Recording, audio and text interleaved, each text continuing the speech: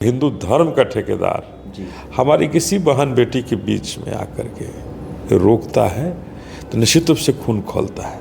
तो क्या सर ये जो देविका किशोरी पटेल जी के साथ हुआ है ये हिंदू राष्ट्र की एक झलक है सर, टेलर इसको कह सकते हैं? क्योंकि दोस्तों अगर आप हिंदू धर्म में जन्म लिए हैं और अगर आप कथा सुनने की और कथावाचक बनने की क्षमता रखते हैं या कोशिश करते हैं तो फिर आपको लात जूता मिल सकता है। क्योंकि ऐसा ही वाकया हुआ है, आपको बता दूं कि मध्य प्रदेश के जबलपुर में, जहां पर एक कथावाचिका थी जिनका नाम जो है देविका किशोरी पटेल था।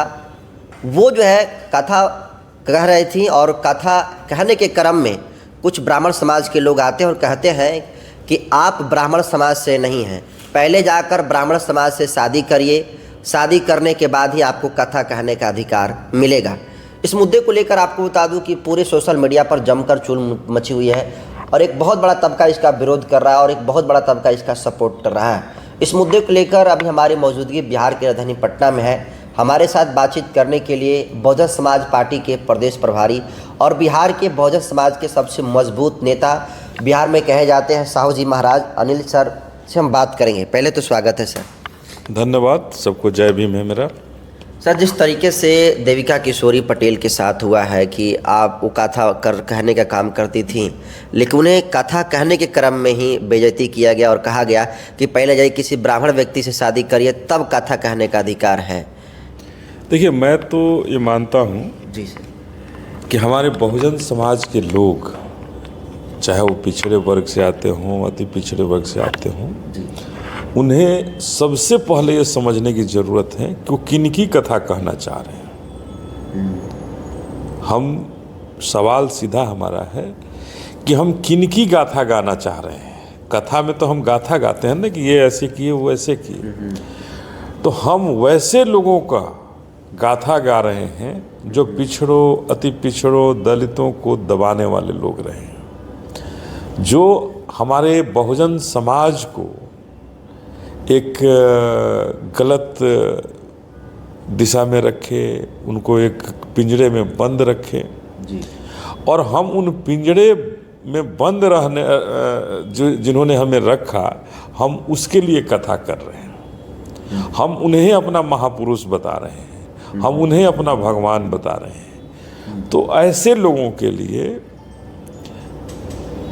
अगर हम उनकी गाथा गा रहे हैं तो निश्चित रूप से उनके जो अनुयायी हैं उनको दर्द होगा कि आप उनकी गाथा कैसे गा रहे हैं। ये अभी भी समझने की ज़रूरत है पिछड़ों को, अति पिछड़ों को, कि ये जो सामंतवाद, मनुवाद और ब्राह्मणवाद है, ये हमारे भारत पर अगर हावी है तो किसकी वजह से हावी है, क्यों हावी है? अरे हिंदू होना, अब आज नया नया सनातनी धर्म अपनाने वाले कितने लोग हैं जो अपने आप को हिंदुओं का ठेकेदार बना दिए। अरे मैं भी हिंदू हूँ, हिंदू धर्म में हमारा जन्म हुआ है, लेकिन मैं इस ठेकेदारी प्रथा का घोर विरोधी हूँ और मैं उन ठेकेदारों से पूछना चाहता हूँ कि अगर तुम हिंदू हो, मैं भी हिंदू हूँ, तो आप हो सकते हैं कि अपने ब्राह्मणवाद और सामंतवाद के बल पर जीते हों, लेकिन मैं मानवता के बल पर जीता हूँ, मैं समाज में एक रास्ता के बल पर जीता हूँ और हम समाज में बाबा साहब के जो सोच था उस सोच के तहत जीना चाहते हैं। छत्रपति साहू जी महाराज का जो सोच था उनके सोच पर जीना चाहते हैं। सरदार पटेल का जो सोच था एकीकृत भारत का, उस सोच पर चलना चाहते हैं। तो ऐसे महामानव हमारे इतिहास में रहे हैं, छत्रपति साहू जी महाराज, सावित्रीबाई फुले। तो हम उनके बारे में अगर गाथा कहें, उनकी कहानी कहें, उनकी कथा कहेंगे तो निश्चित रूप से समाज को कुछ शिक्षा मिलेगी, समाज को जागरूकता मिलेगी, समाज में जो हमारे बच्चे हैं उन्हें कुछ नई शिक्षा, नई एनर्जी मिलेगी कि कैसे हमारे लोग, जब सामंतवाद और मनुवाद जब चारों तरफ से हमारे भारत को जकड़ा हुआ था, उस जकड़ में भी, शेर के मुंह में भी हाथ डालने, अंगुली डालने का काम हमारे इन महापुरुषों ने किया था। और आज के समय में अगर कोई हिंदू का ठेकेदार, कोई हिंदू धर्म का ठेकेदार हमारी किसी बहन बेटी के बीच में आकर के रोकता है तो निश्चित रूप से खून खौलता है। तो क्या सर ये जो देविका किशोरी पटेल जी के साथ हुआ है, ये हिंदू राष्ट्र की एक झलक है सर, टेलर इसको कह सकते हैं? क्योंकि कहने के लिए तो ये भी तो हिंदू ही हैं, लेकिन फिर भी इस तरीके से हो रहा है। इन नकली हिंदुओं को समझना पड़ेगा। ये जो नकली जो हिंदू मैं कहना चाहता हूँ, कौन नकली हिंदू है सर? ये जो धर्म के जो ठेकेदार बने हुए हैं ये नकली लोग हैं। लेकिन वही तो असली अपने को बता रहे हैं सर। ये असली नहीं हो सकते हैं। हिंदू धर्म में, हमारा जो हिंदू धर्म है, हमारा सनातन का जो धर्म है, उस धर्म में कभी भी हमारे लोग सड़क पर नहीं उतरे हैं पूजा और पाठ के लिए। कहीं भी हमारे धर्म में पूजा हम लोग घर में मनाए हैं। होली हो, दिवाली हो, दशहरा हो या जो भी पूजा हो, हमारे घर के अंदर सिमट के रह गया। लेकिन आज जो पूजा हो रहा है, सड़कों पर जो पूजा हो रहा है, जुलूस निकाल के जो पूजा हो रहा है, हमारे धर्म में कभी ऐसा नहीं हुआ है।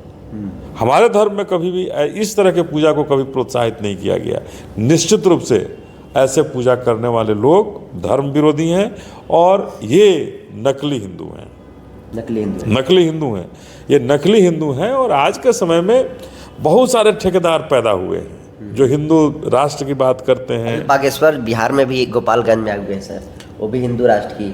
देखिए, हम तो कहना चाहते हैं और निश्चित रूप से मैं कहना चाहूँगा कि ये जो बागेश्वर जैसे जो लोग हैं, बागेश्वर धाम जैसे जो ये जो लोग बने हैं, ये निश्चित रूप से हमारे भारत के दुश्मन हैं।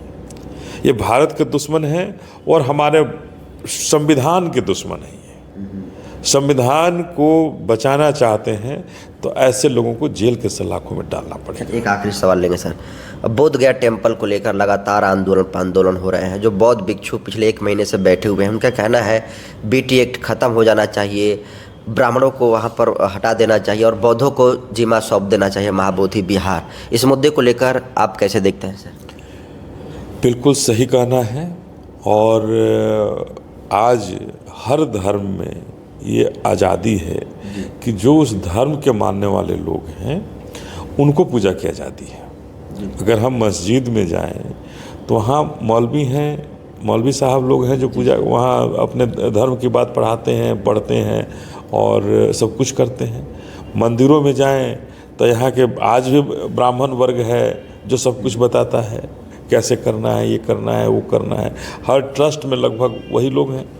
चाहे जिस मंदिर, जिस टेम्पल की आप बात कर लीजिए। ईसाई के यहाँ जाइए तो पादरी लोग हैं। तो फिर हमारे बुद्ध के मंदिरों में जहाँ बुद्ध जी की प्रतिमा लगी हुई है, भगवान बुद्ध को मानने वाले लोग क्यों नहीं रख सकते हैं? जब हम हिंदू धर्म को मानने वाले जो मंदिर में पूजा कराते हैं, उनको बुद्ध के टेम्पल में कैसे भेज सकते हैं? ये निश्चित रूप से बुद्ध के का जो आदर्श था, जो सिद्धांत था, उसको ख़त्म करने वाले लोग हैं। और ये पार्टियां भी, जो सरकार में डबल इंजन की जो सरकार है, ये भी नहीं चाहती है कि हमारे यहाँ बुद्धिज़्म बढ़े, हमारे यहाँ बुद्धिस्ट बढ़े। इसको सीमित करने के लिए, इसको रोकने के लिए उन्होंने टेक्निक अपनाया है कि वहाँ बौद्ध भिक्षु ही नहीं रहेंगे तो बौद्ध की बात कौन करेगा? तो वहाँ ब्राह्मणों को स्थापित कर दिया गया कि वहाँ वो शिवलिंग की स्थापना करें, शिव की पूजा कराएं और बौद्ध को और बुद्ध को ख़त्म करने का साजिश करें। तो आप चाहते हैं सर कि पूरी तरीके से निरस्त हो, जो मांग है उनकी पूरी हो? देखिए, हमारा सीधा हमने कहा कि जिस धर्म के मानने वाले लोग हैं, बुद्ध भगवान जो थे वो कभी भी किसी जाति को नहीं उन्होंने कहा था। अगर ब्राह्मण भी है, हमारे बौद्ध धर्म को मान ले, हमारे बौद्ध धर्म को माने, बौद्ध की बात को माने तो करे, वहाँ रहे वहाँ। लेकिन अगर बौद्ध धर्म को अपनाता नहीं है तो कैसे बुद्ध के मंदिर में पूजा करें? सर इलीगल लग रहा है सर। ये अन्याय है। और ये कहीं ना कहीं हमें ऐसा लगता है कि डबल इंजन की जो सरकार है, जो अपने आप को हिंदू राष्ट्र बता रही है या हिंदुओं का सबसे बड़ा शुभचिंतक ठेकेदार बता रही है, ये कहीं ना कहीं हिंदू विरोधी तो है ही और कहीं ना कहीं बुद्ध विरोधी है और बुद्ध के विचारों को ख़त्म करने के लिए भले ही जाकर के हमारे देश के प्रधानमंत्री अमेरिका में जाके कहते हो कि मैं बुद्ध की धरती से आया हूँ, लेकिन बुद्ध के पद चिन्हों पर चलना तो दूर, उनके नामों निशान को मिटाने वाली ये सरकारें हैं और कभी नहीं चाहती है कि बुद्ध का नाम आगे हो, बुद्ध के मानने वाले लोग बढ़ें। ये बुद्ध को ख़त्म करने चाहते हैं। तो देखिए, तमाम मुद्दे पर इन्होंने एकदम क्लियर कर दिया है कि जो बिहार की सरकार है वो बुद्ध विरोधी है और शायद यही वजह है कि 1949 का जो एक्ट है अभी तक ख़त्म नहीं हुआ और लगातार बौद्ध भिक्षुओं के द्वारा बोध गया टेम्पल के सामने प्रोटेस्ट किया जा रहा है। इसको लेकर अनिल सर ने बहुत बड़ा बयान दिया है। देविकानंद पटेल के साथ जो हुआ है, देविका किशोर पटेल के साथ जो हुआ है, उस पर भी इन्होंने बहुत बड़ा सवाल उठाने का काम किया। इनके तमाम बयानों को आप कैसे देखते हैं, कमेंट कर दीजिए। बहुत बहुत धन्यवाद।